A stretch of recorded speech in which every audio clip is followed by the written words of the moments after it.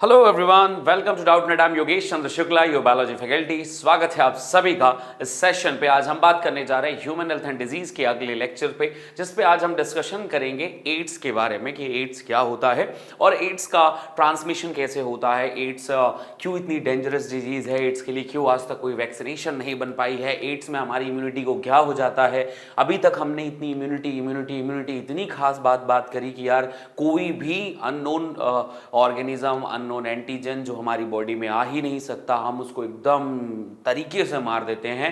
पर आखिर एड्स वाले केस में हमारी इम्यूनिटी को ऐसा क्या हो गया, जंग लग गए, क्या हो गया, उन सभी टॉपिक पे डिस्कशन करेंगे आपके साथ। और आज हम उसके डिटेल पे बात करेंगे कि नीट केस के ऊपर क्या क्या क्वेश्चंस आ सकते हैं एंड बोर्ड के लिए आपको क्या चीज़ का ध्यान रखना है। एकदम प्रॉपर फ्लो चार्ट बनाकर इसे एक आसान बना दूंगा। नीट के लिए वैसे कहना चाहिए इसके कुछ दो तीन छोटे छोटे पॉइंट इंपॉर्टेंट है, पर बोर्ड के लिए पूरा टॉपिक ही बहुत इंपॉर्टेंट है, इसलिए कहीं से भी क्वेश्चंस आ सकते हैं। इसके इन्फेक्शन पे, इसके डायग्नोसिस पे, इसके ट्रीटमेंट पे, इसके सस्पेक्शियस ऑर्गेनिज्म मतलब सस्पेक्शियस पॉपुलेशन कौन सी हो सकती है जिसके ऊपर सबसे ज़्यादा खतरा है बीमारी होने का और मतलब डिजीज कॉज करने का, या फिर सबसे ज़्यादा ट्रांसमिशन का जो मेथड है वो सबसे ज़्यादा किसके थ्रू होता है, ये सारी बातें हम डिस्कशन करेंगे। सो वेरी फर्स्ट थिंग, सबसे पहले अब ये जो सेशन है ये अपने फ्रेंड्स के साथ शेयर कर दीजिए, सब्सक्राइब कर लीजिए हमारे चैनल को अगर आपको वीडियो हमारी पसंद आए तो, और लास्ट तक ज़रूर देखिएगा।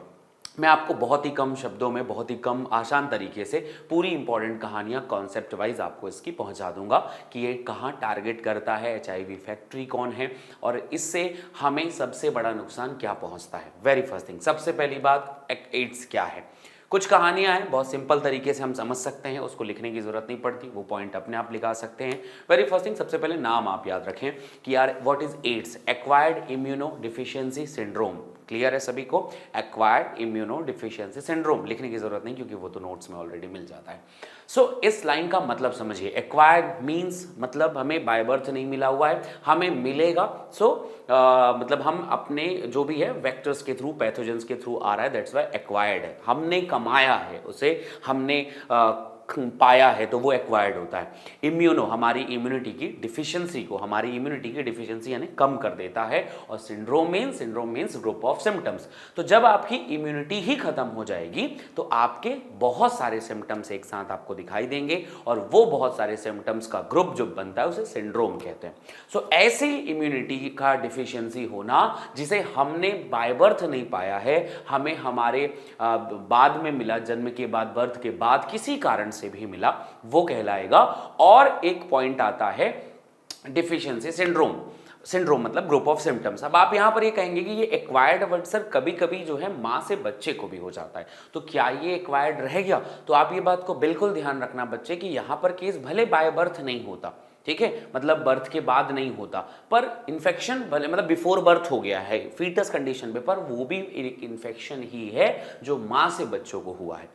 ठीक है, याद रखना। यहां पर एक बहुत क्रॉस क्वेश्चन आते हैं, बहुत ज्यादा थोड़ा सा वो कॉन्ट्राडिक्टरी वाले क्वेश्चन आ जाते हैं भाई कि यार मतलब समझना चाहिए कि यार माँ से बच्चे को हो गया, वो भी फीटस था जब बच्चा, तो क्या ये एक जेनेटिकल डिसऑर्डर है, कॉन्जेनाइटल है, या फिर एक्वायर्ड नहीं है, इननेट है, तो क्या ये जेनेटिकल हो सकता है? बोले नहीं जनाब, ऐसा नहीं है। वहां पर भी इन्फेक्शन ही हुआ है, माँ से प्लेसेंटा के थ्रू इन्फेक्शन फीटस तक पहुंचा और वो इन्फेक्शन वहां से उसने कॉज कर दिया। तो ये लाइन आप पूरी ध्यान से रखिएगा कि एड्स केवल और केवल एक्वायर्ड डिजीज है, एड्स केवल और केवल इन्फेक्शियस डिजीज है, इन्फेक्शन के थ्रू ही फैलता है, इसमें कॉन्जेनाइटल या फिर जेनेटिकल का कोई भी रोल नहीं है। बात समझ में आ गई? आते हैं अब सवाल आता है एड्स की थोड़ी सी कहानियां सुन के, फिर इनके मेन पॉइंट पे मैं आपको डिस्कशन करूंगा, पॉइंट आउट आप जरूर कर लेंगे। So word AIDS stand for acquired immunodeficiency syndrome. ये हमारा एक पूरी मसले हैं जिसके ऊपर हमें डिस्कशन करना है। डिफिशियंसी हो गई, हमें यहाँ पर सिंड्रोम होना है इसका। अब ये डिफिशियंसी ऑफ इम्यून सिस्टम, हमारा इम्यून सिस्टम ही खत्म हो गया। यार हम लड़ाई करते हैं दो तरीके से, एक तो हम उनके साथ 1 to 1 लड़ाई कर रहे हैं, और दूसरा मतलब जस्ट लाइक एग्जाम्पल, दो लोग खड़े हो, ठीक है, एक अपने घर से मार रहा है, दूसरा अपने घर से मार रहा है, आप उसका घर ही खत्म कर दो तो वो खड़ा कहाँ रहेगा? तो डिफेंस तो खत्म ना। उस दीवार से जो डिफेंस बनाती है उसे ही अगर आप खत्म कर दें, किला ही ध्वस्त कर दें, तो मामला तो खत्म ही हो गया। तो इस तरीके से ये एड्स काम करता है, बहुत डेंजरस है। ठीक है भाई, अब ये होता कैसे? So acquired during the life time of an individual indicating that is not an congenital disease. याद रखना, that is not a congenital disease. ये लाइन आप बिल्कुल याद रखना कि एक्वायर्ड हुआ है life time of an individual, हमारी पूरी लाइफ के दौरान हुआ है, हमारे हम चाहे फीटस कंडीशन पे रहे हों, चाहे हम 5 साल 10 साल 20 साल जिस भी कंडीशन पे रहे हों, हमें बाय बर्थ कहना चाहिए जेनेटिकली कंडीशंस में नहीं आया है, ये हमें एक्वायर करना पड़ा है इसको। और इसके अलावा अगला सिंड्रोम जो है उसका मतलब होता है ग्रुप ऑफ सिम्टम्स। ये क्वेश्चंस है क्योंकि आपकी डिफिशियंसी चली गई तो हजारों सिम्टम्स एक साथ, डायरिया होगा, लूज मोशन होगा, फीवर होगा, स्नीजिंग होगी, कफिंग होगी, दुनिया भर की समस्याएं, आप कमजोर होने लग जाएंगे, आपको वीकनेस आएगी, प्लेटलेट्स कम होगा, आरबीसी कम होने लग जाएगा, आपकी बॉडी पे लिम्फ नहीं बचेगा, आपकी बॉडी पे फिल्ट्रेशन अच्छा नहीं होगा, लॉट ऑफ सिम्टम्स, दुनिया भर की चीजें आएंगी। ठीक बात है भाई। एड्स फर्स्ट टाइम कहाँ रिपोर्ट किया गया था? एड्स फर्स्ट टाइम जो है 1981 पे रिपोर्ट किया गया था, वो भी ऑस्ट्रेलिया पे। देन फिर इंडिया पे रिपोर्ट किया गया इसके एक ही साल बाद 1982 आई, अगर मे बी कंफर्म नहीं है लेकिन फिर भी 1982 पे इंडिया पे कंफर्म किया गया, चेन्नई पे। और वहां पे सबसे पहले प्रोस्टिट्यूशन जो करने वाली एक फीमेल थी उसे सबसे पहले वो फैला हुआ था। पर माना यह जाता है कि एड्स ह्यूमन में बंदरों से आया है, रेसेस के थ्रू हमारी बॉडी में ये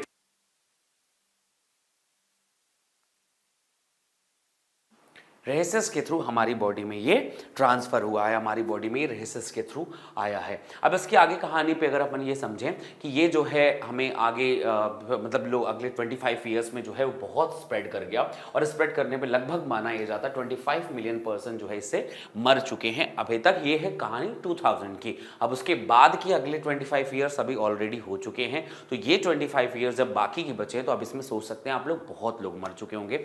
और उस समय तो थोड़ा सा ये थोड़ा कम भी था, फैला हुआ था, पर अब तो ये और भी बहुत ज़्यादा स्प्रेड हो गया है क्योंकि एड्स का फैलना अब लगभग ज़्यादा ही अमाउंट पे फैलने लगा है, बहुत ज़्यादा स्प्रेड होने लगा है। लेकिन इनिशियली क्या था कि पहले लोग जो है इंजेक्शन अलग टाइप के यूज़ किया करते थे।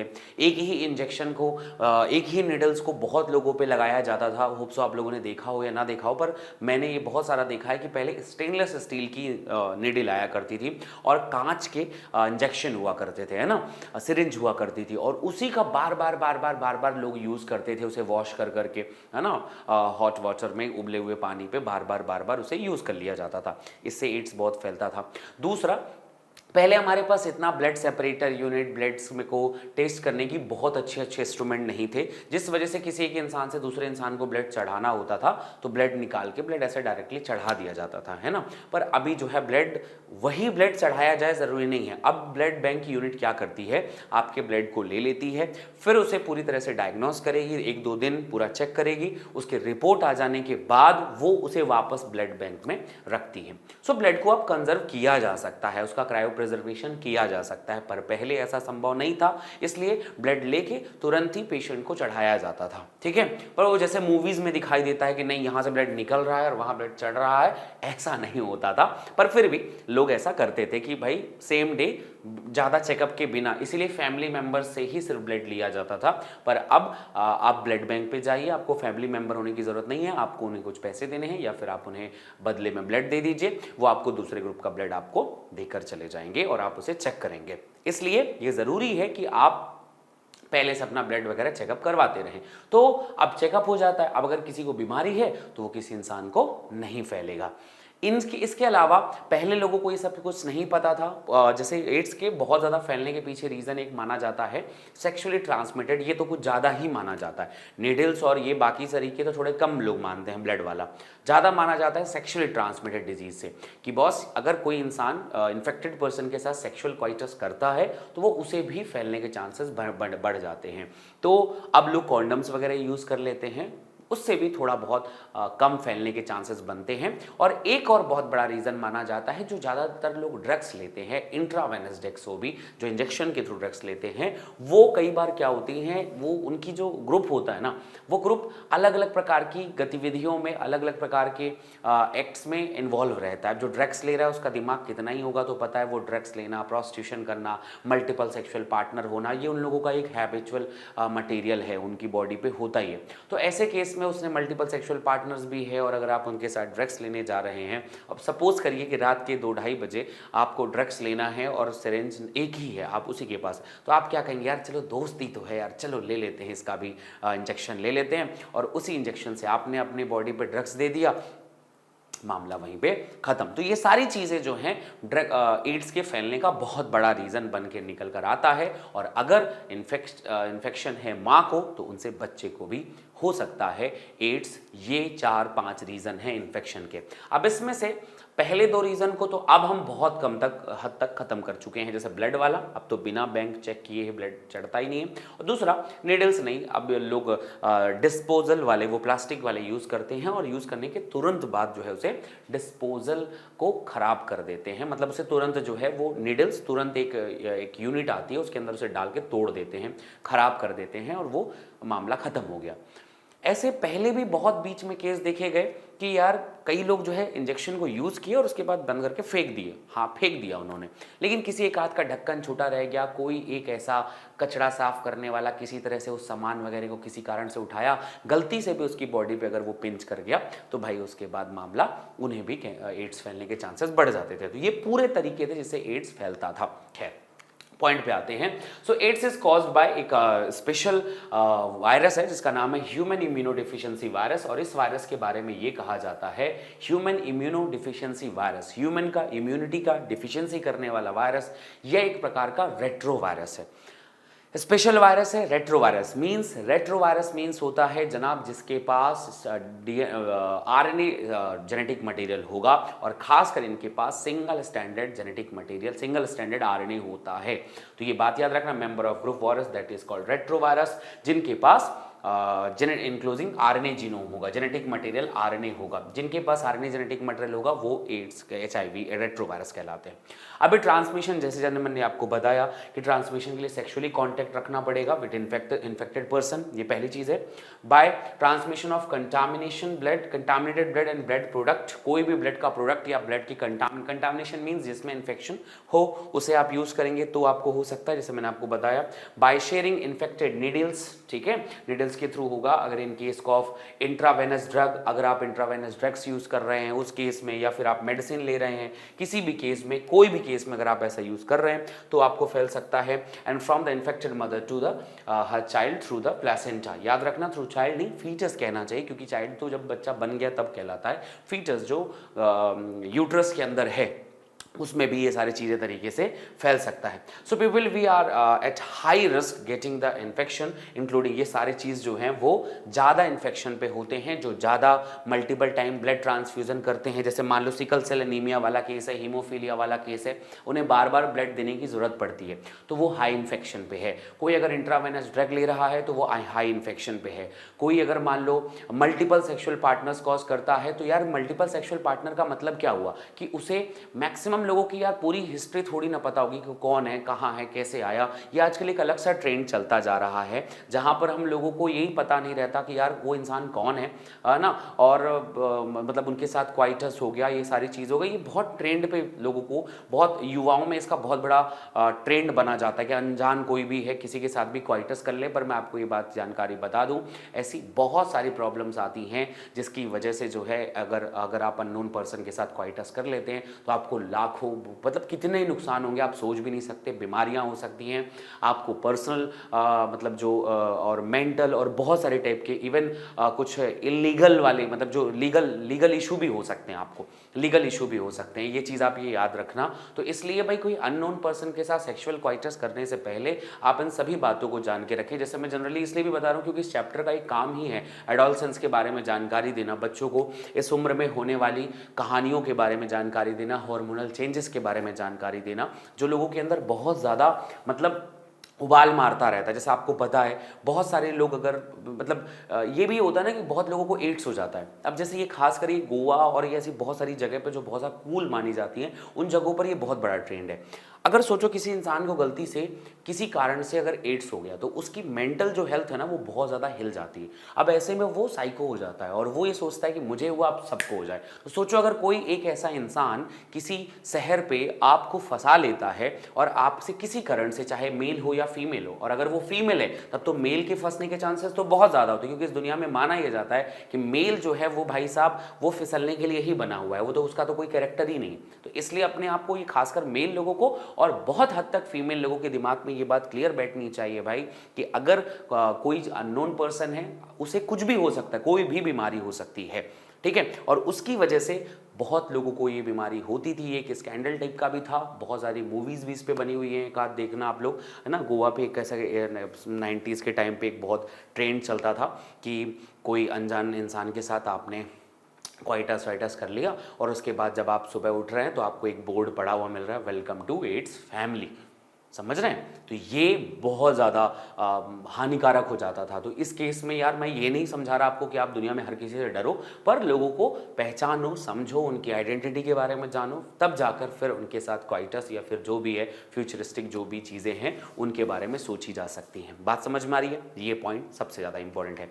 अगले इंपॉर्टेंट पॉइंट पे पहुंचे यार कि ये जो रेट्रो वायरस है वो आपको इन्फेक्शन करेगा कैसे। तो आप इस डायग्राम को समझना बहुत आसान है, कुछ बहुत बड़ा टॉपिक नहीं है। मैं मेन इसमें डिस्कशन करता हूँ कि करना क्या है। देखो यार, रेट्रो वायरस आपको मैंने जेनेटिक्स में पढ़ाया हुआ है कि वायरस के पास दो चीजें होती है, एक जेनेटिक मटेरियल, एक उसका प्रोटीन कोड। ये इसका प्रोटीन कोड है बाहर की तरफ में और अंदर इसका आरएनए है। आरएनए जो है सिंगल स्टैंडर्ड है। इसने हमें इन्फेक्शन पहुंचाया और इन्फेक्शन करने के बाद जब हमारी बॉडी में उसने इन्फेक्शन किया तो इन्फेक्शन के थ्रू अपना जेनेटिक मटेरियल आरएनए अंदर डाल दिया। अब ये वायरल आरएनए जो है वो इंट्रोड्यूस इनटू द सेल। ये कौन सी सेल पे अटैक करेगा? हमारे ब्लड में आएगा और ब्लड में आने के बाद ये जो सेल होती है इसका नाम होता है बच्चे मैक्रोफेज। मैक्रोफेजेस है ना, ये फैगोसाइटिक सेल है, ये मैक्रोफेज कहलाता है। इस सेल पे इसने टारगेट किया। सेल पे आरएनए आने के बाद आरएनए क्या करता है, ये रिवर्स ट्रांसक्रिप्शन करता है और यहां से बनाता है कॉम्प्लीमेंट्री डीएनए, जिसे हम cDNA कहते हैं। कॉम्प्लीमेंट्री डीएनए cDNA बनाता है। आपको पता है वायरल आरएनए जो है, वायरल आरएनए से वायरल डीएनए बनने के लिए आरएनए से डीएनए बनना है, रिवर्स ट्रांसक्रिप्शन कहलाता है। इसको बनने में सम टाइम जो है ना 10 ईयर्स तक लग जाता है। इसे हम लैग फेज कहते हैं बेटा जी। ये लैग फेज, ये बात याद रखना, ये 15 दिन से लेकर आज इन्फेक्शन हुआ है और इसे अपने रिएक्शन तक आने में हो सकता है 10-10 साल भी लग जाएं।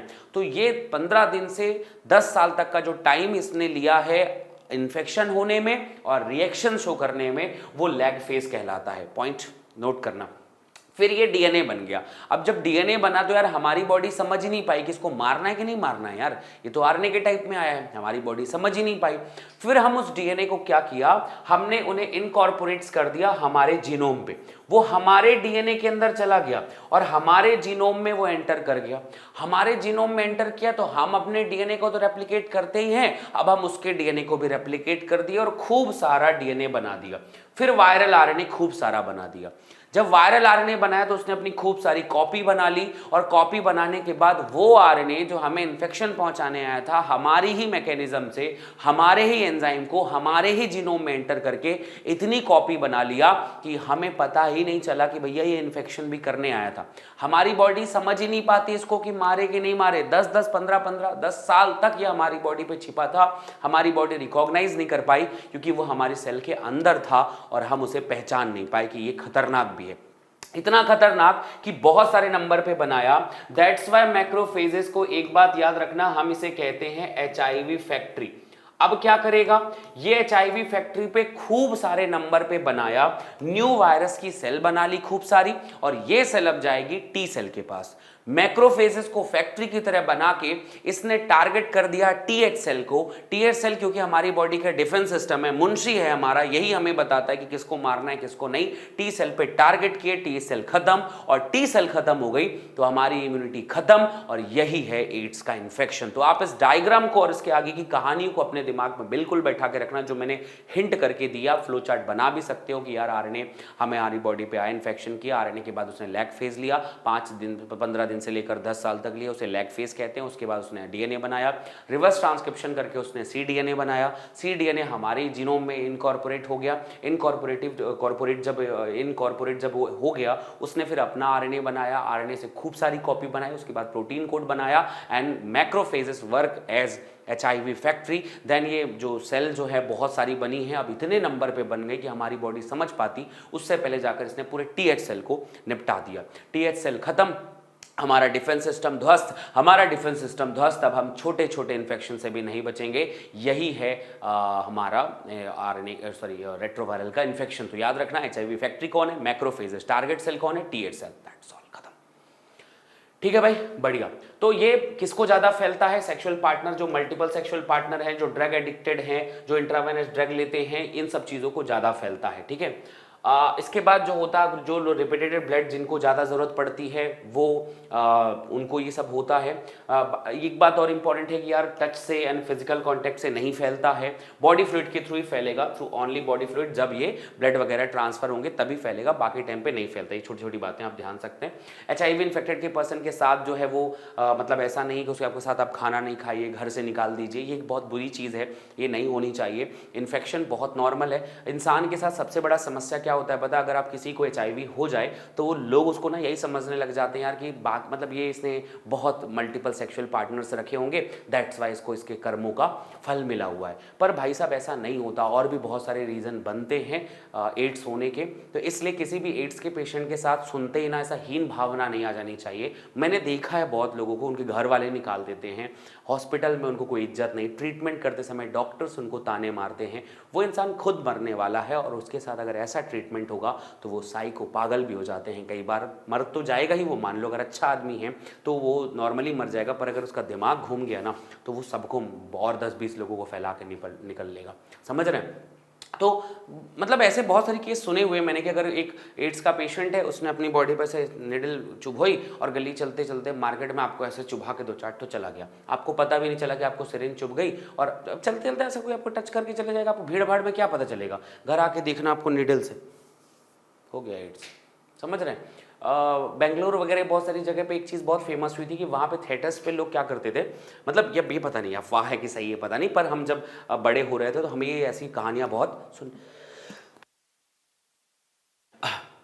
सुनने बहुत मिलती थी कि भाई वहाँ पे लोग क्या करते थे कि जिस एड्स पेशेंट जो है वो मूवी के थिएटर्स पे ऐसा नीडल्स अपने पे चुभाया और उसने वहाँ पे रख दिया। अब अंधेरे पे आप जाके चेक करते नहीं हो, आप जाके बैठ गए और बैठ के वो नीडल्स आपको चुभ गई। अब भाई साहब वेलकम टू एड्स फैमिली।